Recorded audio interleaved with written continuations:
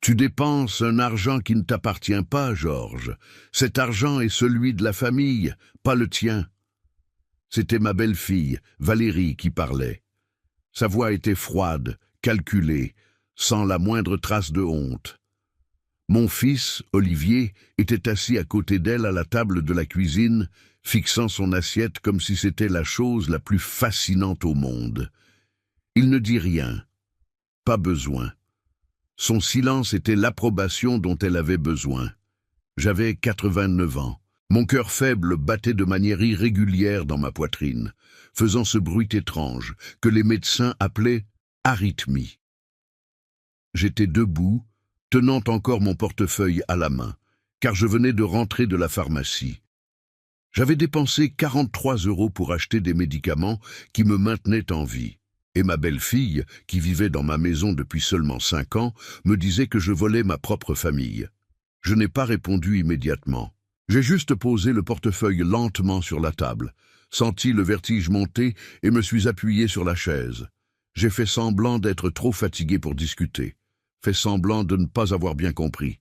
Mais j'ai entendu chaque mot, chaque syllabe chargée de mépris, et j'ai tout gardé comme on garde des munitions pour une guerre qui va bientôt commencer. Mon nom est Georges Moreau. Je suis né à Tours, dans la région du Val-de-Loire, en 1935, un jour froid de mars où ma mère a failli mourir en couche. J'ai grandi dans une France qui guérissait encore de la Première Guerre mondiale et qui allait bientôt saigner dans la Seconde. Mon père était cheminot, ma mère couturière. Nous étions pauvres, mais pas misérables. Nous avions de la nourriture sur la table.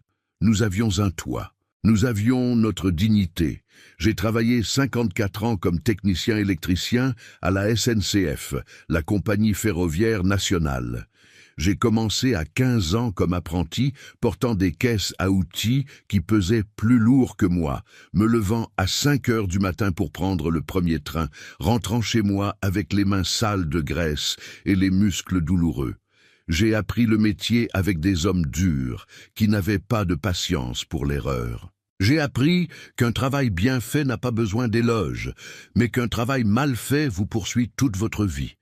J'ai pris ma retraite à 69 ans, en 2004, en tant que superviseur d'équipe de maintenance. 54 ans de service, 54 ans de cotisation à la sécurité sociale française. 54 ans qui me garantissaient une retraite de 2400 € par mois. De l'argent honnête. De l'argent gagné. Mon argent. J'ai épousé Hélène Duchamp en mai 1957. Elle avait 20 ans, j'en avais 22. La cérémonie a eu lieu à l'église Saint-Julien, une petite église mais jolie, avec des vitraux colorés qui peignaient le sol en rouge et bleu quand le soleil brillait au bon moment. Nous avons invité 50 personnes, mes parents, les siens, oncles, cousins, amis du travail. Nous avons fait la fête dans la salle communautaire du quartier. Nourriture simple, vin bon marché, musique de phonographe, mais c'était beau, c'était à nous. Hélène était couturière comme ma mère. Elle travaillait dans un atelier qui fabriquait des uniformes pour les hôpitaux et les écoles. Doigts rapides, yeux précis, patience infinie. Elle pouvait coudre un ourlet parfait tout en parlant, riant, racontant des histoires. J'ai toujours trouvé cela magique. Nous n'avons eu qu'un seul enfant, Olivier. Il est né en février 1958, durant l'hiver le plus froid que Tours ait connu depuis des décennies. Les rues étaient couvertes de glace, les tuyaux gelés. Hélène est entrée en travail à 3 heures du matin. J'ai couru dans la rue sombre et glacée jusqu'à la maison du voisin qui avait le téléphone. J'ai appelé l'hôpital. Je suis revenu en courant. L'ambulance a mis 40 minutes à arriver car les routes étaient impraticables. Olivier est né à la maison. Dans notre lit, avec la sage-femme improvisée qui était en fait la boulangère du coin et qui avait aidé à mettre au monde la moitié des enfants du quartier. Quand j'ai entendu ses pleurs, quand j'ai vu Hélène tenant ce bébé rouge et ridé contre sa poitrine, j'ai juré que j'allais tout faire correctement, que j'allais être le père que mon père avait été pour moi, que j'allais enseigner le travail, le respect, la dignité. Olivier a grandi dans une maison pleine d'amour et vide de luxe. Nous n'avions pas de voiture, nous n'avions pas de télévision jusqu'à ses 10 ans, nous ne partions pas en vacances, mais nous dînions ensemble tous les soirs, nous avions des conversations, nous avions des rires. J'ai appris à Olivier à faire du vélo sur la place en face de l'église. Je lui ai appris à réparer une prise, changer un fusible, monter un circuit électrique simple. Hélène lui a appris à cuisiner, à laver le linge, à coudre un bouton. Il était bon élève. Il avait de bonnes notes.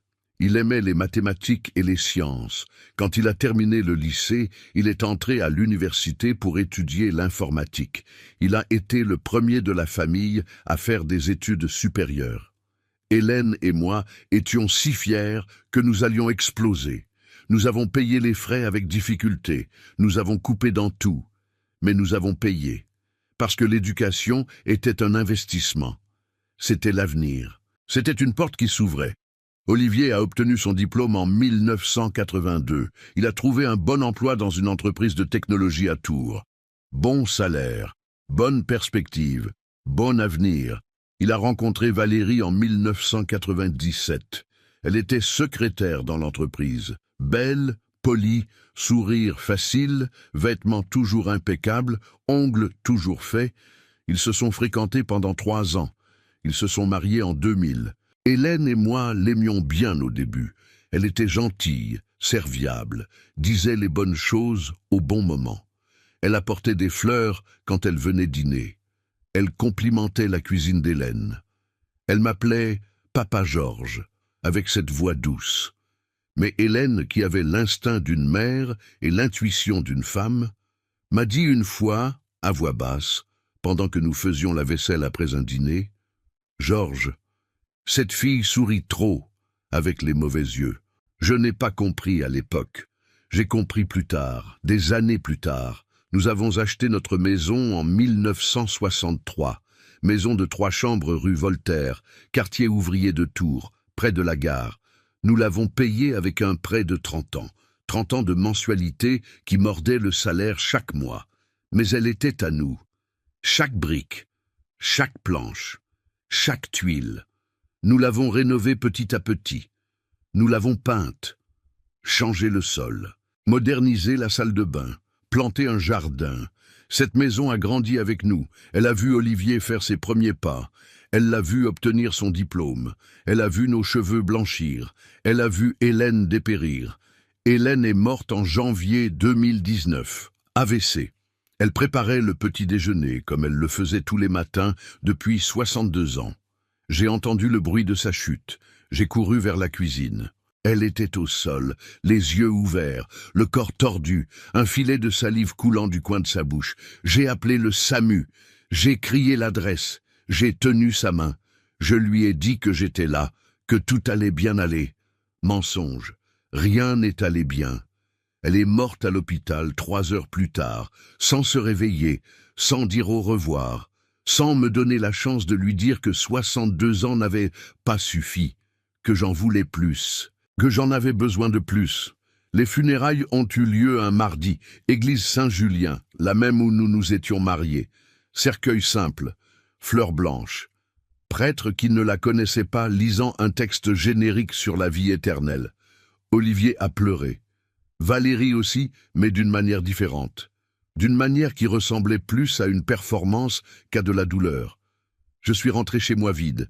La maison était trop silencieuse, trop grande, trop froide. Hélène était dans chaque coin. Dans le fauteuil où elle s'asseyait pour coudre, dans la cuisine où elle faisait le café, dans le jardin où elle plantait des tomates. Mais elle n'était pas là, et elle ne serait plus jamais là. C'est alors qu'Olivier et Valérie ont commencé avec leur discours. « Papa, tu ne peux pas rester seul ici, c'est dangereux. Papa, et si tu tombes, et si tu oublies la cuisinière allumée, et si tu te sens mal la nuit, et qu'il n'y a personne pour t'aider. Aider, papa, nous nous inquiétons. Nous voulons prendre soin de toi. » J'étais vulnérable. J'étais brisé. J'avais peur de la solitude. Alors j'ai cru. J'ai cru parce que je voulais croire. Parce que l'alternative était de rester seul dans cette grande maison, à parler aux fantômes. 3 mois après les funérailles, Olivier a suggéré que je vende mon appartement. Appartement? Oui, Parce qu'en 2015, quand la maison est devenue trop grande pour Hélène et moi, quand monter les escaliers est devenu un effort et s'occuper du jardin est devenu impossible, nous avons vendu la maison et acheté un appartement plus petit. T3, rue Nationale, près du centre, près de tout. 3e étage, sans ascenseur, mais ça allait. Nous avons payé 120 000 € comptant avec l'argent de la vente de la maison. Olivier a suggéré que je vende l'appartement et que je retourne à la maison. La maison que j'avais donnée en donation à lui en 2013. C'est plus pratique, papa. Nous vivons ensemble, nous prenons soin de toi, tu n'es pas seul. Cela semblait raisonnable, cela semblait affectueux, cela semblait juste. J'ai mis l'appartement en vente en avril 2019. Je l'ai vendu en juin pour 165 000 €. Le marché immobilier à Tours était bon, l'emplacement était excellent, l'appartement était bien entretenu. Olivier a ouvert un compte joint, compte à son nom et au mien. C'est plus pratique pour tout, papa.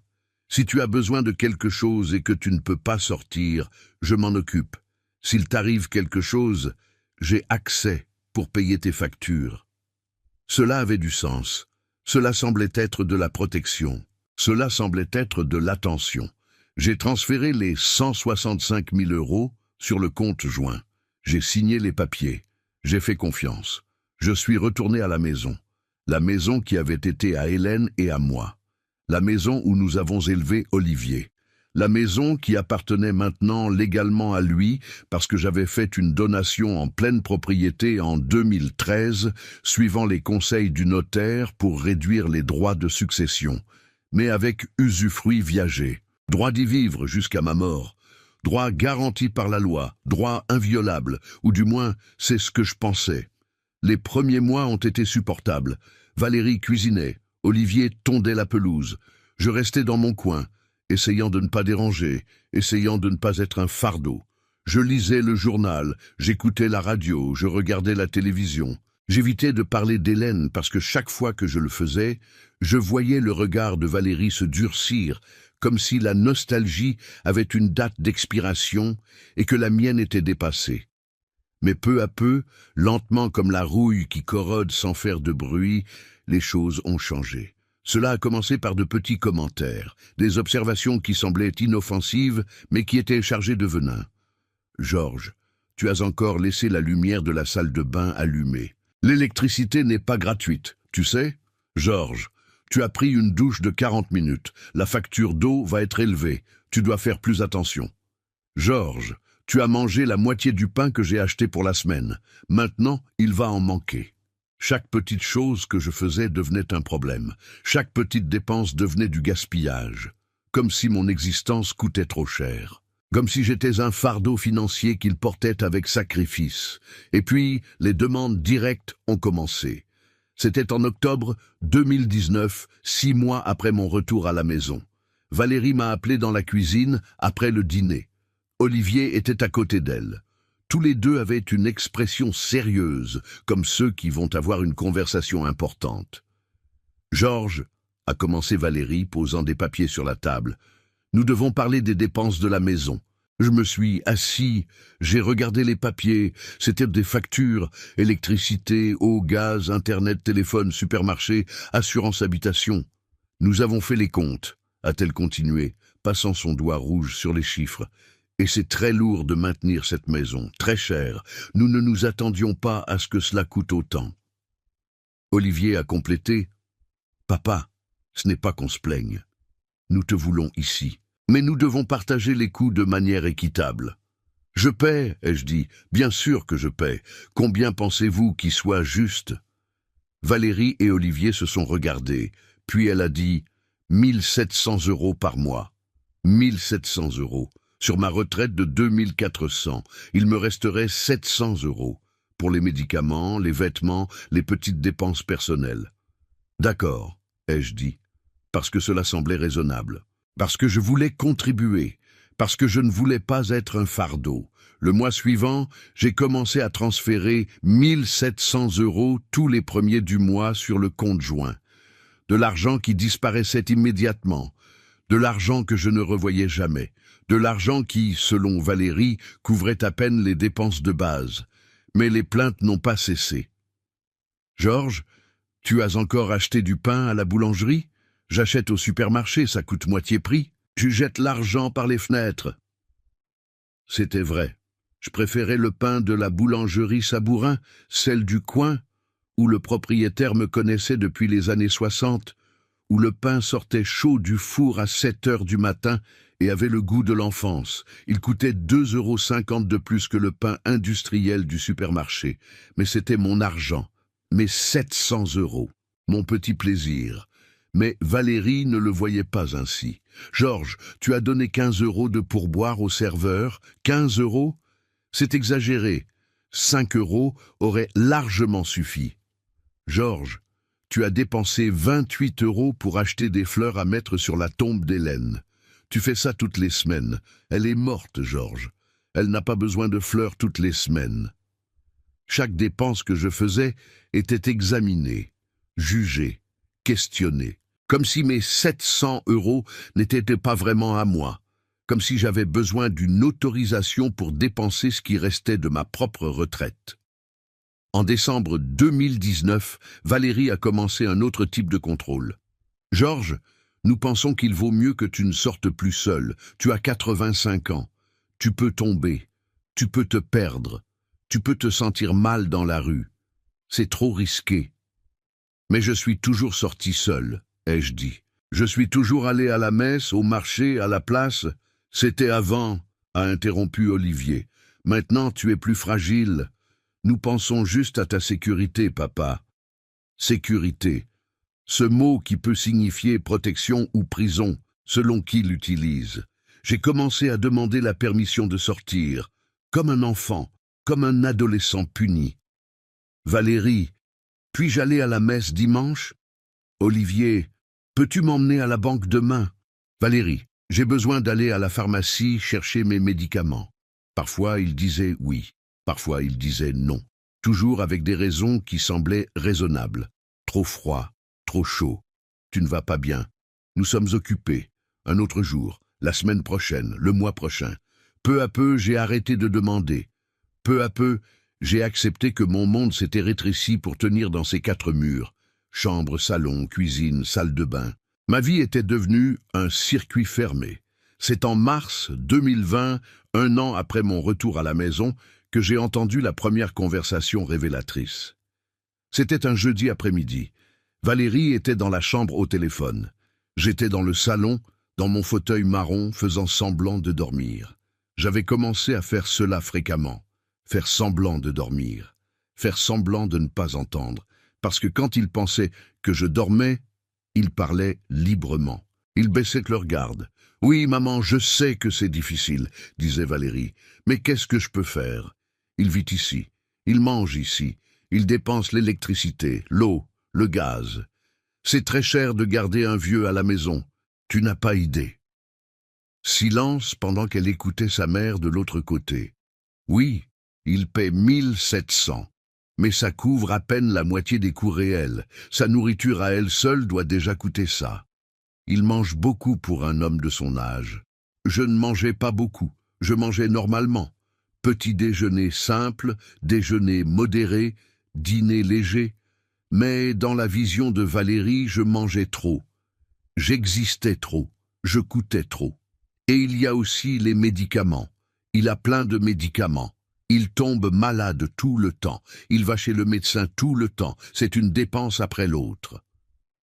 Mes médicaments étaient couverts par la sécurité sociale, le système de santé publique français. Je ne payais qu'une petite partie, et je payais de mon argent, de mes 700 €. Je sais, maman, mais on ne peut pas le mettre dans un EHPAD maintenant. Nous n'avons pas les moyens de payer. Et tant qu'il a cette maison, cette grande maison qui vaut une fortune, nous ne pouvons pas vendre. Il a l'usufruit. Donc nous sommes coincés. Coincés. C'est comme ça qu'elle voyait la situation. Ils étaient coincés avec moi. Et je les retenais prisonniers. Nous devons juste être patients. Il a 85 ans. Il ne va pas durer éternellement. Et quand il partira, la maison est à nous, totalement à nous. Et nous vendons, nous prenons l'argent, Et enfin, nous pouvons avoir une vie meilleure.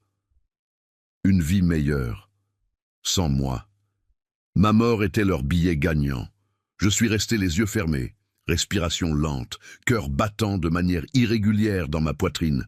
Mais à l'intérieur, quelque chose s'était réveillé, quelque chose qui dormait depuis longtemps. De la colère? Non. La colère brûle vite et s'éteint.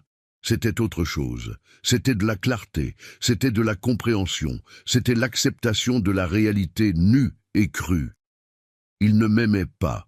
Il ne me voulait pas, il me tolérait parce que c'était pratique, parce que je payais 1700 € par mois, parce qu'éventuellement j'allais mourir et ils allaient tout hériter. J'étais un investissement, pas un père, pas de la famille, un investissement avec un retour garanti dans le futur. Cette nuit-là, je n'ai pas pu dormir. Je suis resté à regarder le plafond, écoutant l'horloge murale marquer les secondes, pensant à tout. À ma vie, à mon travail, à mon argent, à ma maison, à mon fils et à la femme qu'il avait choisie. Le lendemain, vendredi, j'ai attendu que Valérie et Olivier partent travailler. J'ai pris ma canne, je suis sorti de la maison lentement, j'ai pris le bus ligne 5 et je suis allé au bureau de Maître Blanchard, rue Émile Zola. Maître Blanchard était le notaire de la famille depuis plus de 25 ans. Homme petit, maigre, toujours en gilet et cravate, avec des lunettes à verre épais qui agrandissaient ses yeux. Il avait un petit bureau, mais organisé, avec des étagères pleines de livres de droit et une odeur de vieux papier. « Monsieur Moreau » a-t-il dit quand je suis entré, se levant de sa chaise, tendant la main. « Quelle bonne surprise! Comment allez-vous » ? « Maître Blanchard » ai-je dit, m'asseyant dans le fauteuil en cuir face à son bureau. « J'ai besoin de votre aide. Et j'ai besoin que cela reste entre nous. » Il a joint les mains sur son bureau. Expression sérieuse, professionnelle. Secret professionnel, monsieur. Toujours. Vous pouvez parler. Alors j'ai tout raconté, le compte joint. Les 165 000 €, les 1700 € mensuels, les humiliations, le contrôle, la conversation que j'avais entendue, la façon dont il me traitait, la façon dont il parlait de moi quand il pensait que je n'entendais pas. Maître Blanchard a tout écouté sans interrompre. Quand j'ai fini, il est resté silencieux pendant un long moment. Puis il a enlevé ses lunettes, les a nettoyées avec un mouchoir blanc, les a remises et a dit « Monsieur Moreau, vous êtes victime d'abus financiers et possiblement d'abus psychologiques aussi. Mais la bonne nouvelle est que vous êtes encore lucide, encore capable. Et tant que c'est vrai, vous avez des droits, nous allons les protéger. » Ces mots, aussi simples soient-ils, m'ont fait ressentir quelque chose que je n'avais pas ressenti depuis des mois. De l'espoir. « Que pouvons-nous faire ?» ai-je demandé. « Plusieurs choses. Première, nous devons tout documenter. Relevé bancaire détaillé du compte joint. Nous allons voir exactement où est allé cet argent.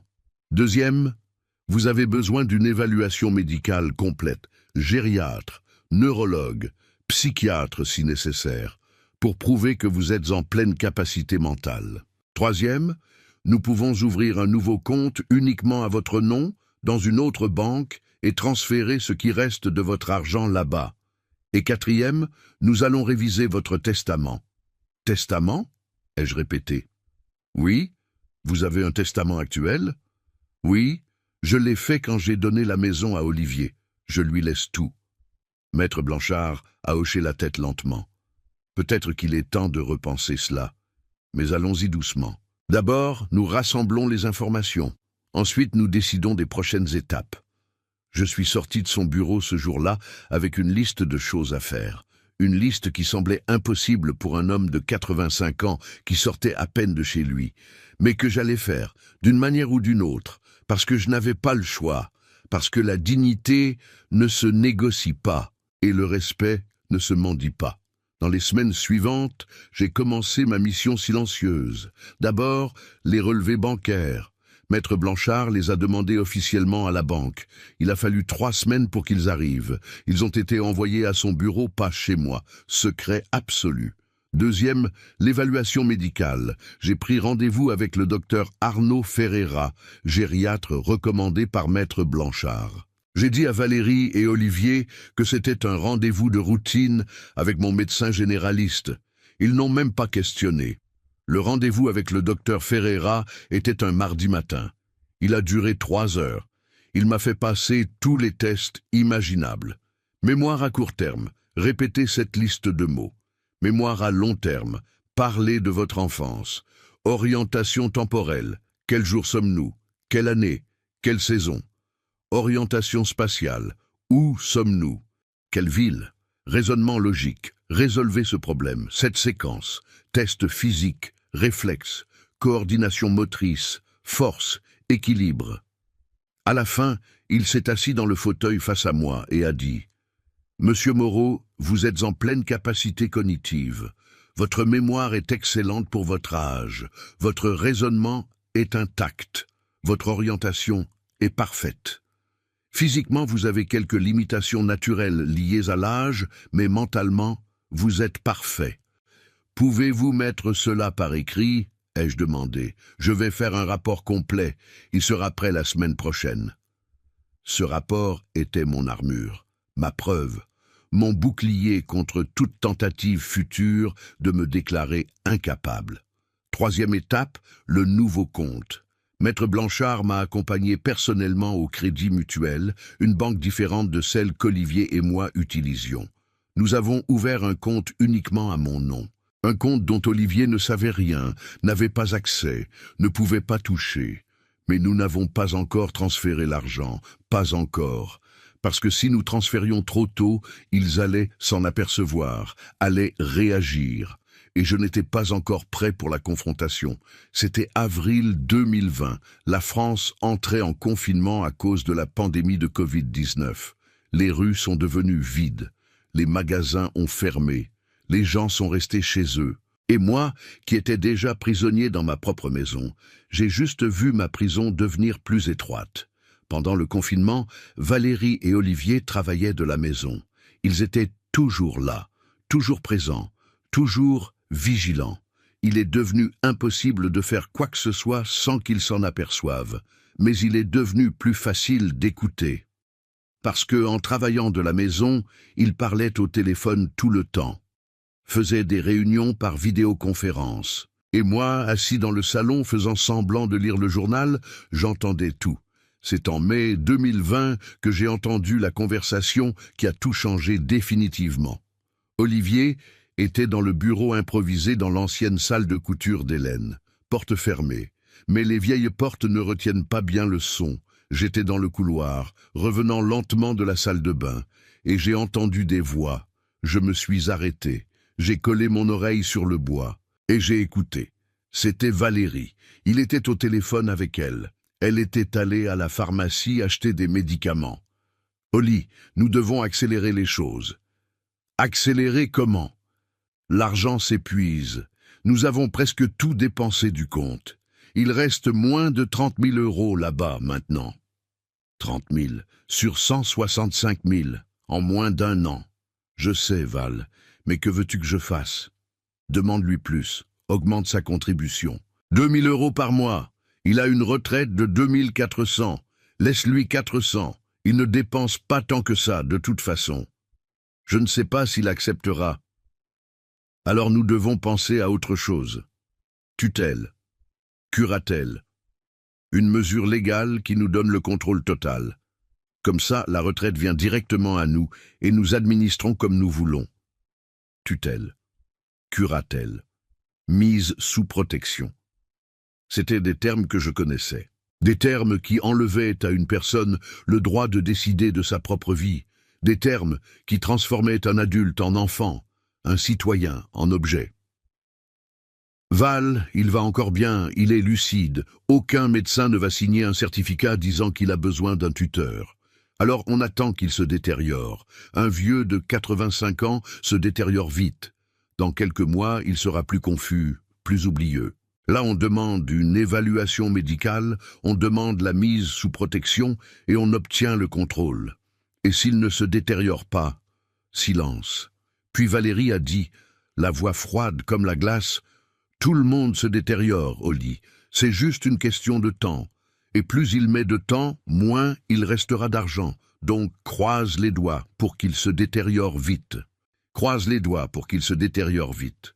Mon propre fils, écoutant sa femme dire ces mots et ne contestant pas, ne défendant pas, ne réagissant pas. Je me suis éloigné de la porte. Je suis retourné dans le salon lentement. Je me suis assis dans le fauteuil. Et j'ai finalement compris complètement. Ils n'attendaient pas seulement que je meure. Ils espéraient que je me détériore, que je tombe malade, que je perde la tête. Parce que comme ça, il serait plus facile de me contrôler, plus facile de tout prendre. Cette nuit-là, j'ai appelé Maître Blanchard depuis mon vieux portable, enfermé dans la salle de bain, l'eau du robinet ouverte pour masquer le son. « Maître », ai-je dit à voix basse, « j'ai besoin que vous transfériez l'argent, maintenant, avant qu'il ne soit trop tard. »« Les relevés sont arrivés, monsieur Moreau, » a-t-il dit, « et vous devez voir cela personnellement. Pouvez-vous venir demain ? Je vais me débrouiller. » Le lendemain, j'ai inventé que je devais aller chez le médecin. Rendez-vous de routine qui avait été reporté. Olivier a grogné, mais m'a emmené en voiture. Il m'a déposé à la porte du cabinet médical. A dit qu'il reviendrait dans 1 heure pour me chercher. Dès qu'il est parti, j'ai pris un taxi et je suis allé au bureau de Maître Blanchard. Les relevés étaient sur le bureau, 37 pages. 37 pages de chiffres qui racontaient l'histoire d'une trahison systématique et méticuleuse. « Asseyez-vous, monsieur Moreau », a dit gentiment Maître Blanchard. Je me suis assis. J'ai regardé ses papiers, et il a commencé à expliquer. « Au cours des 12 derniers mois, depuis que vous avez déposé les 165 000 € sur le compte joint, 137 000 € ont été dépensés. 137 000. En 1 an. Où est allé cet argent ? Ai-je demandé, bien que je savais déjà que je n'allais pas aimer la réponse. Maître Blanchard a commencé à feuilleter les relevés, pointant des éléments spécifiques. 28 000 €, achat de véhicules, Renault Capture neuve, immatriculé au nom de Valérie Moreau. 85 000 €, apport pour acquisition d'un bien immobilier à Saint-Malo, en Bretagne, maison de plage, enregistrée au nom d'Olivier Moreau et Valérie Moreau. Ils avaient acheté une maison de plage, avec mon argent, sans me le dire, 7 400 €, magasin de meubles, achat de canapé, table à manger, lit, livraison à une adresse à Saint-Malo.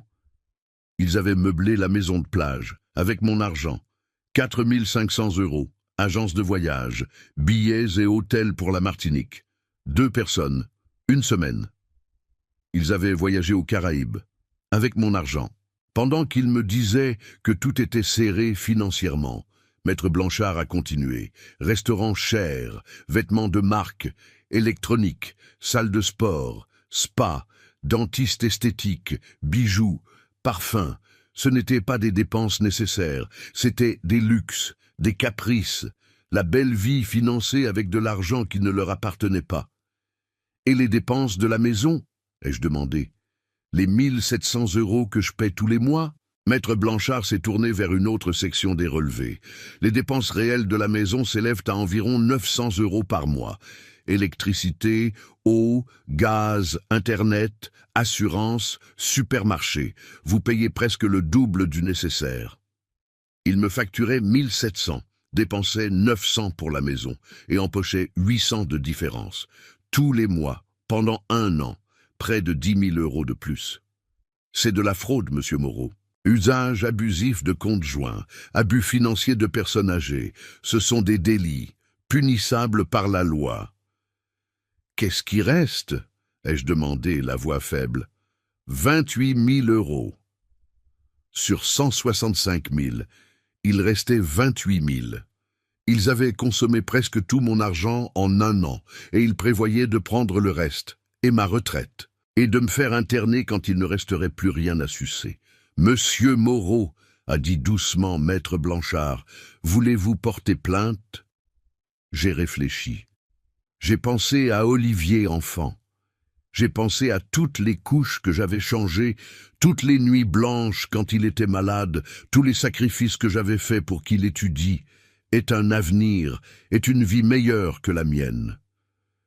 J'ai pensé à Hélène, à ce qu'elle dirait, à ce qu'elle ferait. Et j'ai pensé à moi, à 85 ans de vie honnête, de travail dur, d'argent gagné à la sueur de mon front. Je ne veux pas porter plainte, ai-je dit. Je veux quelque chose de mieux. Je veux une justice du genre qui fait plus mal, du genre qui enseigne. Maître Blanchard a hoché la tête lentement. Je comprends. Alors, faisons ce qui suit. Ce jour-là, nous avons pris des décisions définitives. Première, transfert immédiat des 28 000 € restants du compte joint vers mon compte personnel au Crédit Mutuel. Fait sur le champ, électroniquement, irréversible. Deuxième, redirection de ma retraite. À partir du mois prochain, les 2 400 € viendraient directement sur mon compte personnel, pas sur le compte joint. Troisième, clôture du compte joint. Quatrième, Nouveau Testament.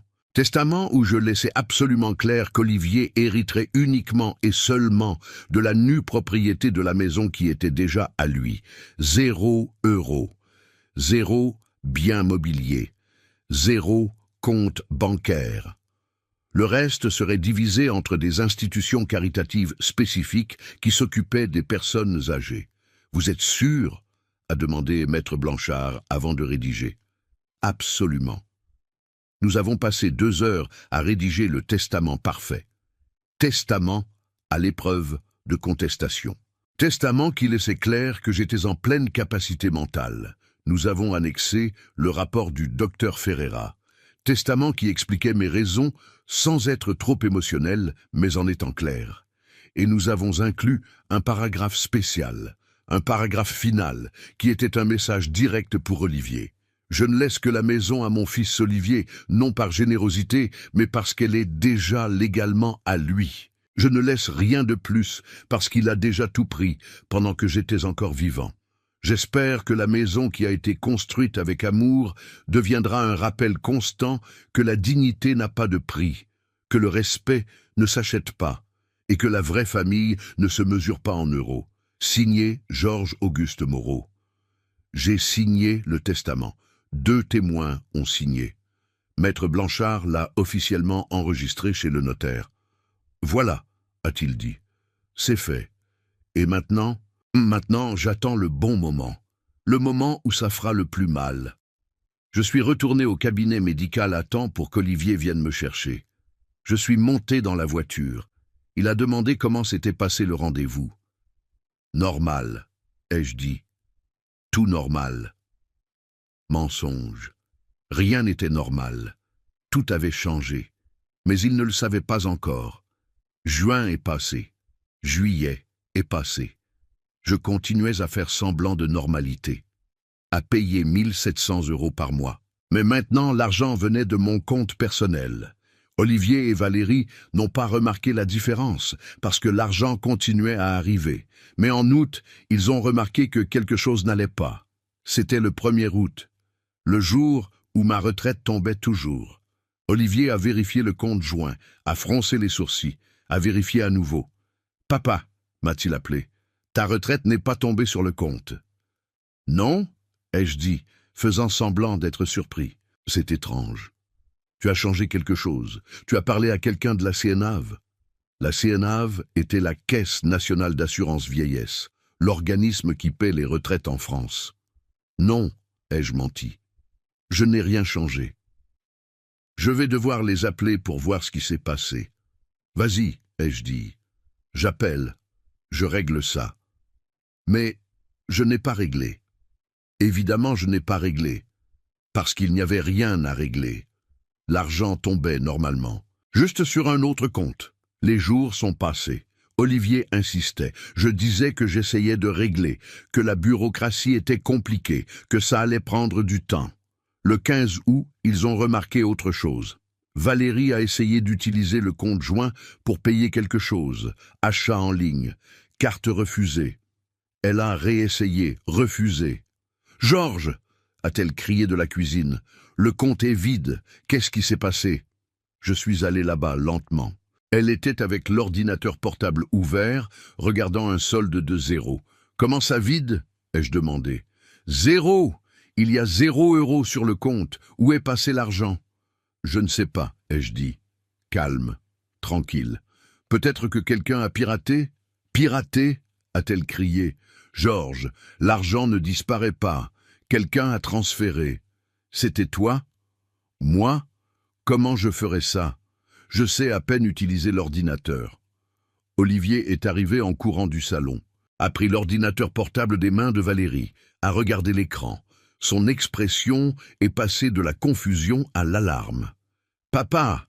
a-t-il dit, la voix tremblante. « Qu'est-ce que tu as fait ?»« Rien !» ai-je dit. Toujours calme, toujours tranquille. Je n'ai rien fait. Le compte a été fermé. Il est écrit ici qu'il a été clôturé sur demande du titulaire. Tu es titulaire avec moi. Tu as fermé le compte? Ah oui, ai-je dit, comme si je me souvenais de quelque chose sans importance. Je l'ai fermé. Le silence qui a envahi la cuisine était absolu. Valérie et Olivier me regardaient comme si j'avais parlé en langue extraterrestre. Tu l'as fermé? A répété Valérie. Quand? Pourquoi? Il y a quelques semaines. J'ai pensé que c'était mieux. Mieux? A-t-elle crié. Sa voix est montée de 2 octaves. Mieux pour qui? L'argent était là. Notre argent. Mon argent, ai-je corrigé. Voix basse mais ferme. C'était mon argent, de la vente de mon appartement, de ma retraite, le mien. Mais il était sur le compte joint, a dit Olivier. Il était censé servir pour la famille, pour la maison, pour nous tous. Et il a été utilisé, ai-je dit. J'ai vu les relevés, 137 000 € dépensés en 1 an. Voiture neuve, maison de plage, voyage à la Martinique, meubles, restaurants, vêtements. J'ai tout vu. La couleur a disparu du visage d'Olivier. Valérie a ouvert la bouche, mais aucun son n'est sorti. Vous avez acheté une maison de plage avec mon argent, ai-je continué, sans me le dire, sans me demander. Vous avez juste pris, comme si c'était à vous. Nous allions te le dire, a commencé Olivier. Quand? L'ai-je interrompu. Quand vous auriez déjà tout dépensé? Quand il ne resterait plus rien? Valérie a retrouvé sa voix. Georges, tu ne comprends pas. Cet argent était pour la famille, pour nous tous. La maison de plage est pour que nous l'utilisions tous, pour toi aussi. Je n'ai jamais été invité, ai-je dit. Vous y êtes allé en juillet. Vous avez passé 2 semaines là-bas.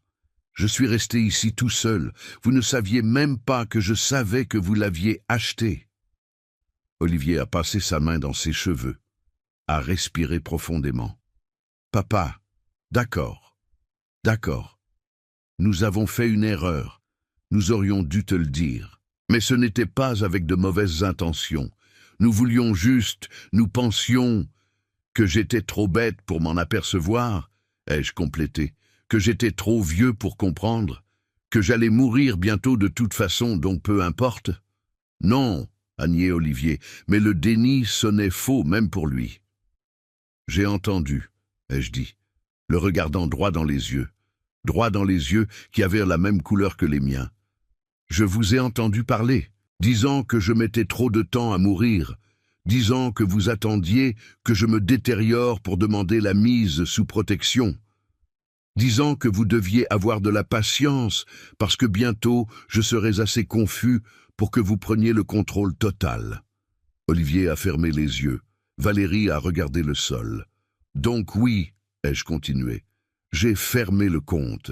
J'ai transféré ce qui restait sur un compte uniquement à mon nom. J'ai redirigé ma retraite et j'ai protégé ce qui est à moi. « Où est l'argent ?» a demandé Valérie, sans détour, droit au but, parce qu'au final c'était la seule chose qui comptait pour elle. En lieu sûr. Combien reste-t-il? Suffisamment.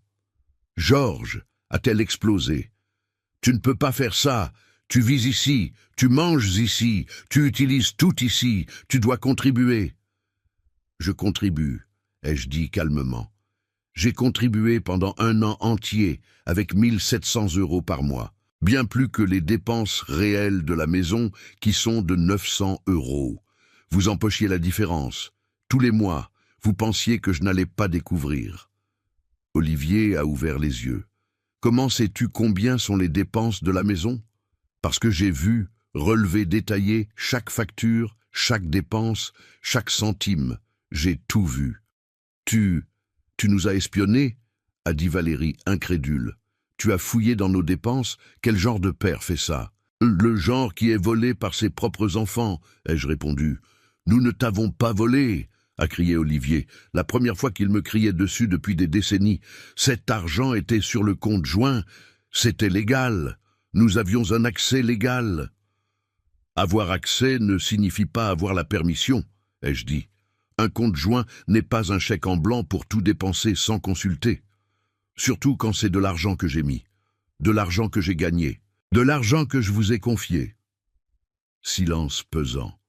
Puis Valérie a fait un pas en avant. Sa voix a changé, est devenue douce, manipulatrice. Le ton qu'elle utilisait quand elle voulait quelque chose. Georges, écoute. Parlons calmement. Réglons ça. Nous savons que nous avons fait une erreur, mais nous pouvons arranger ça. Tu peux remettre l'argent sur le compte joint. Nous promettons d'être plus transparents. Nous promettons de te consulter sur tout. D'accord? Non. Georges, non, ai-je répété. Je ne vais pas remettre l'argent sur un compte auquel vous avez accès. Je ne vais pas refaire confiance. Vous avez eu ma confiance, et vous l'avez gaspillée. Alors comment ça va fonctionner? A demandé Olivier. Tu vas vivre ici gratuitement, manger gratuitement, utiliser tout gratuitement? Je vais payer ma part équitable, ai-je dit.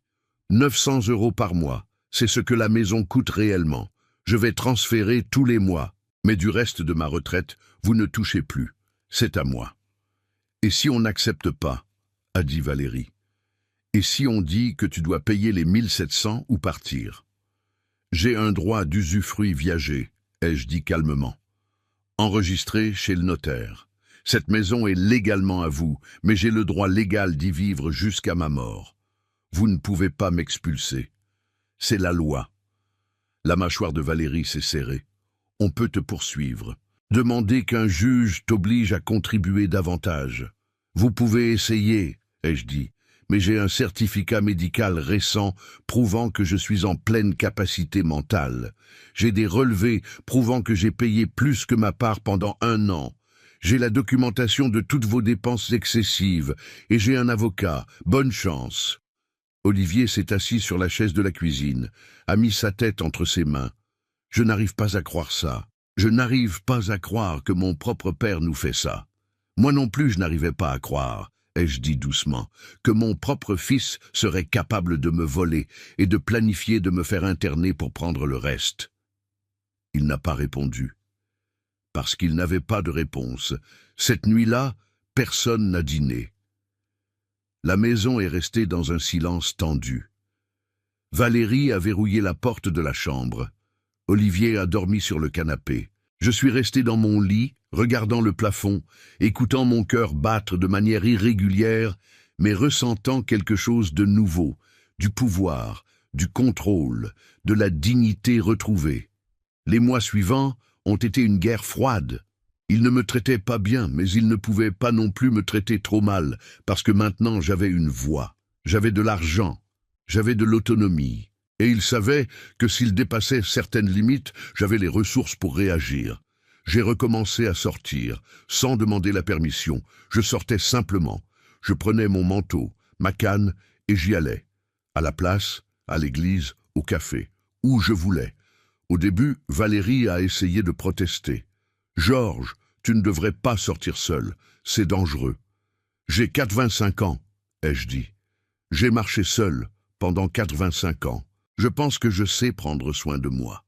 Mais si tu tombes, si tu te sens mal, alors quelqu'un va m'aider, comme ils l'ont toujours fait. J'ai un portable, je sais appeler au secours. Je ne suis pas invalide. » Elle n'a pas insisté, parce qu'elle savait qu'elle n'avait plus de contrôle. Je suis retourné voir Maurice à la place. Il a remarqué le changement immédiatement. « Georges !» a-t-il dit, me regardant avec ce regard pénétrant de quelqu'un qui connaît quelqu'un depuis 80 ans. « Tu es différent, plus droit, plus vivant. Qu'est-ce qui s'est passé? Je me suis souvenu que je respire encore, ai-je dit, et que tant que je respire, j'ai encore des droits. Il a ri. Il était temps, mon vieux. Il était temps. J'ai recommencé à faire des choses que je ne faisais plus depuis des années. J'achetais du pain à la boulangerie que j'aimais. Je prenais un café au bistrot du coin. J'achetais des fleurs toutes les semaines pour la tombe d'Hélène. Je dépensais mon argent comme je voulais, parce que c'était le mien. Valérie se plaignait toujours, mais maintenant je m'en fichais. Georges, tu as encore acheté du pain cher. Oui, je l'ai acheté. C'est du gaspillage. C'est mon argent. Mon gaspillage. Elle soufflait, mais ne pouvait rien faire. En octobre 2020, ma santé s'est dégradée, pas beaucoup, mais suffisamment pour être remarquée. Le cœur défaillait davantage. Les vertiges venaient plus fréquemment. Je me fatiguais plus vite. Je dormais plus. Valérie et Olivier l'ont remarqué, et j'ai vu dans leurs yeux cet espoir terrible, l'espoir que je commençais enfin à décliner. Ils ont pris rendez-vous avec un médecin, pas le docteur Ferreira, un autre, un médecin qu'ils connaissaient, un médecin qui, je le suspectais, pourrait être convaincu d'écrire un certificat commode. Le rendez-vous était en novembre. Docteur Rousseau, homme d'environ 60 ans, gros ventre, expression fatiguée. Il m'a examiné rapidement, a posé des questions basiques, a prescrit des médicaments. À la fin, avec Olivier présent dans la salle, il a dit « Monsieur Moreau, vous allez bien pour votre âge, mais vous avez besoin d'un suivi plus proche, vous avez besoin de soins. » « Oh, je m'occupe de lui, » a dit rapidement Olivier. « Nous prenons soin de lui à la maison. » Oui, mais peut-être qu'il est temps de considérer d'autres options, des établissements spécialisés, EHPAD, des endroits où il aurait des soins professionnels 24 heures sur 24. Maison de retraite médicalisée, il suggérait une maison de retraite. « Je n'ai pas besoin de maison de retraite, » ai-je dit fermement. « Je vais bien. Je vis avec mon fils. J'ai un suivi médical. Je vais bien. » Le docteur Rousseau a regardé Olivier. Olivier a regardé en retour. Quelque chose est passé entre eux. Quelque chose que je n'ai pas aimé. « Voyons comment ça évolue, » a dit le médecin. « Mais gardez cette possibilité à l'esprit. » Nous sommes sortis du cabinet. Dans la voiture, Olivier a dit « Papa, peut-être que le médecin a raison. Peut-être que tu as besoin de soins que nous ne pouvons pas donner. »« Je n'irai pas en maison de retraite, » ai-je dit. « J'ai le droit de vivre dans la maison. J'y vivrai jusqu'à ma mort. »« Mais si tu n'es pas en état, je suis en état. J'ai un certificat médical qui le prouve, du docteur Ferreira, gériatre spécialisé, disant que je suis en pleine capacité. » Olivier est resté silencieux le reste du trajet. En décembre, ils ont fait une nouvelle tentative. Ils ont apporté des papiers d'un EHPAD à Tours. Établissement moderne, disait-il. Propre, disait-il, avec des activités, de la kinésithérapie, un jardin. « Juste pour que tu vois, papa, » a dit Olivier. « Tu n'as pas besoin de décider quoi que ce soit maintenant. Juste regarder. » J'ai regardé les papiers. Prix 3 500 € par mois, plus que toute ma retraite. « Comment pensez-vous payer ça ?» ai-je demandé. « Avec ta retraite, » a dit Valérie. « Et nous complétons ce qui manque. » Mensonge. Ils n'allaient rien compléter. Ils allaient mettre toute la retraite là-dedans et ça ne suffirait toujours pas. Et devinez qui allait être endetté? Moi. Et devinez qui allait devoir payer la différence? Eux, en utilisant mon argent qu'ils essaieraient de prendre via la mise sous tutelle. Je ne vais pas signer, ai-je dit. Je n'irai pas en EHPAD. Je vis ici. Je meurs ici. Papa, sois raisonnable.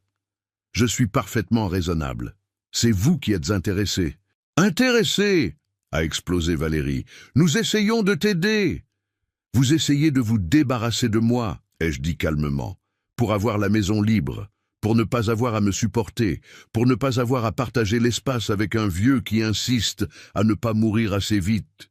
Ce n'est pas vrai, a dit Olivier, mais sa voix n'avait pas de conviction. Alors regarde-moi dans les yeux, ai-je dit, me tournant vers lui, et dis-moi honnêtement que vous ne vous sentirez pas soulagé quand je mourrai. Il a ouvert la bouche, l'a fermée, a détourné le regard. Silence. Réponse suffisante. Janvier 2021 est arrivé froid et pluvieux. Mon anniversaire était le 23. J'ai eu 86 ans. Valérie a fait un gâteau. Petit, sans bougie, sans fête. Ils ont chanté joyeux anniversaire sans enthousiasme. J'ai remercié poliment. Cette nuit-là, seul dans ma chambre, j'ai pensé à tout. À 86 ans de vie, à 54 ans de travail, à 64 ans de mariage, à un fils que j'avais élevé, à des petits-enfants que je n'ai jamais eus parce qu'Olivier et Valérie avaient décidé qu'ils ne voulaient pas d'enfants. J'ai pensé à Hélène, à ce qu'elle dirait de tout ça, et j'ai entendu sa voix dans ma tête, claire comme si elle était là. Protège ta dignité, Georges, c'est tout ce que tu as. Alors j'ai décidé. J'ai décidé que je n'allais pas attendre passivement. Je n'allais pas rester juste à me défendre. J'allais attaquer, j'allais donner la leçon finale, la leçon qu'ils allaient te porter pour toujours. J'ai appelé Maître Blanchard le lendemain. « Maître, j'ai besoin d'ajouter quelque chose au testament. »« Oui, monsieur ?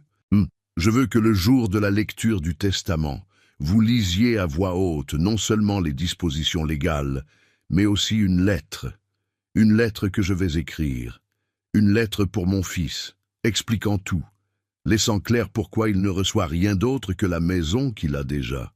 « Je peux faire ça, » a dit Maître Blanchard. « Je peux annexer une lettre personnelle au testament. Elle sera lue après les dispositions légales. » Parfait. J'ai passé la semaine suivante à écrire la lettre, à la réécrire, à la perfectionner. Je ne voulais pas que ce soit une lettre coléreuse. Je voulais qu'elle soit vraie, douloureuse, inoubliable. J'ai fini en février. 3 pages, écrites à la main, avec l'écriture tremblante d'un vieux mais les mots fermes d'un homme qui savait exactement ce qu'il voulait dire. Je l'ai apporté à Maître Blanchard. Il l'a lu. Quand il a fini, il a enlevé ses lunettes et s'est essuyé les yeux. C'est une lettre puissante, monsieur Moreau. C'est la vérité. Ça va faire mal. Ça doit faire mal. La douleur enseigne. Il a annexé la lettre au testament. Tout enregistré. Tout officiel. Tout prêt pour le jour où je ne serai plus là pour parler pour moi-même. Mars est arrivé. Avril. Mai. Ma santé oscillait. Bons jours et mauvais jours. Cœur défaillant plus fréquemment. Fatigue profonde. Mes esprits toujours lucides. Mémoire toujours intacte. Volonté toujours ferme. En juin, j'ai eu un autre malaise. Plus sérieux cette fois. Je suis tombé dans la cuisine. Je me suis cogné la tête. Ça a saigné. Ambulance. Hôpital. 3 jours hospitalisés. Examen. Plus d'examens. Médecin avec des expressions sérieuses disant que mon cœur était à la limite, que n'importe quel jour il pouvait s'arrêter, que je devais me préparer à mourir, il voulait dire. Mais il ne le disait pas ouvertement. Les médecins ne disent jamais ouvertement. Olivier voulait que je reste à l'hôpital. Transfert vers une unité de soins de longue durée. J'ai refusé. J'ai signé une décharge de responsabilité. Je suis retourné à la maison. Parce que si j'allais mourir chez moi, dans mon lit, avec ma dignité. Juillet a été un mois difficile. Je pouvais à peine me lever. Je passais la journée au lit ou dans le fauteuil. Valérie a engagé une infirmière pour venir 3 fois par semaine. Contrôle de tension, médication, hygiène de base. Olivier et Valérie ont commencé à parler entre eux comme si je n'étais pas présent. Des funérailles. De la paperasse, de ce qu'il faudrait faire après. J'écoutais, mais je ne réagissais pas, je gardais juste. Je notais mentalement. Dernière collection de preuves de qui ils étaient vraiment. En août, j'ai appelé Maître Blanchard pour la dernière fois. Il est venu à la maison. Il est monté jusqu'à ma chambre. S'est assis sur la chaise à côté du lit. « Monsieur Moreau » a-t-il dit doucement. « Maître » ai-je dit, voix faible mais ferme, je veux être sûr que tout sera exécuté exactement comme nous l'avons planifié. Ça le sera. J'ai toutes les copies, tout enregistré, tout protégé. Quand le moment viendra, le testament sera exécuté exactement comme vous l'avez déterminé. Et la lettre, elle sera lue, intégralement, en présence de votre fils et de votre belle-fille.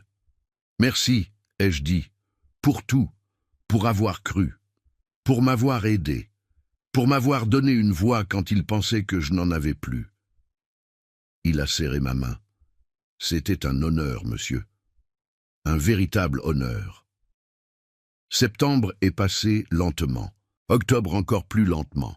Le 27 octobre, un mardi pluvieux, je me suis réveillé en sachant que c'était le jour. Je ne sais pas comment je le savais. Je le savais juste. Le corps sait quand il se termine. J'ai appelé Olivier. Il est venu. S'est assis à côté du lit. « Fils, ai-je dit. Oui, papa. Je t'ai aimé. Tu le sais ?» Il est resté silencieux, puis a hoché la tête. « Je sais. Tu m'as aimé ?» Silence plus long, puis « oui. » Mensonge. Mais mensonge gentil, mensonge d'adieu. « C'est bon, ai-je dit. C'est assez. » J'ai fermé les yeux. J'ai respiré profondément. J'ai senti le cœur défaillir. Défaillir. Défaillir. Et s'arrêter. Bureau de maître Blanchard. Petite salle avec des étagères de livres juridiques et une odeur de vieux papier. 3 personnes assises, Olivier Moreau, Valérie Moreau et maître Blanchard. Le notaire a ouvert un dossier épais, a ajusté ses lunettes, a commencé à lire « Testament de Georges-Auguste Moreau, établi par notaire en avril 2020 ». Il a lu les dispositions légales. Olivier hérite de la nue propriété de la maison qu'il a déjà. Fin. 28 000 € restant plus l'accumulé de la retraite, total de 36 000 €, divisés également entre les petits frères des pauvres, la Croix-Rouge, une maison pour Alzheimer, association pour l'autonomie des seniors. Valérie est devenue blanche. Olivier a fermé les yeux. « Il y a plus », a dit maître Blanchard. Monsieur Moreau a laissé une lettre personnelle à lire à ce moment. Il a pris une enveloppe, l'a ouverte, a sorti 3 feuilles écrites à la main et a commencé à lire la lettre finale de Georges Moreau. « Mon fils, si tu entends ceci, cela signifie que je suis parti. Cela signifie que j'ai finalement arrêté de mettre trop de temps à mourir, comme toi et ta femme l'espériez tant. Je ne te laisse que la maison qui était déjà à toi, la maison où tu m'as humilié, la maison où j'ai passé les dernières années de ma vie à être traité comme un fardeau, comme un encombrement, comme un compte qui ne tombe pas juste. Je ne laisse pas d'argent parce que tu l'as déjà pris, 137 000 € en 1 an. Maison de plage, voiture neuve, voyage, luxe, tout avec de l'argent que j'ai travaillé 54 ans pour gagner. J'ai entendu chaque conversation, vu chaque relevé, connu chaque plan. Vous pensiez que j'étais bête, que j'étais confus, que je ne comprenais pas. Mais j'ai tout compris, et j'ai choisi de ne pas réagir avec colère. J'ai choisi de réagir avec justice.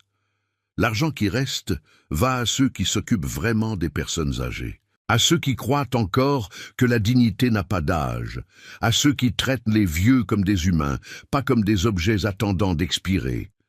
J'espère que tu seras heureux dans cette maison. J'espère qu'à chaque fois que tu y entreras, tu te souviendras de moi. Tu te souviendras du père que tu as eu et du fils que tu as été. J'espère qu'un jour, quand tu seras vieux, tes enfants, si tu en as, te traiteront mieux que tu ne m'as traité. Je ne te déteste pas. La haine exige une énergie que je n'ai plus.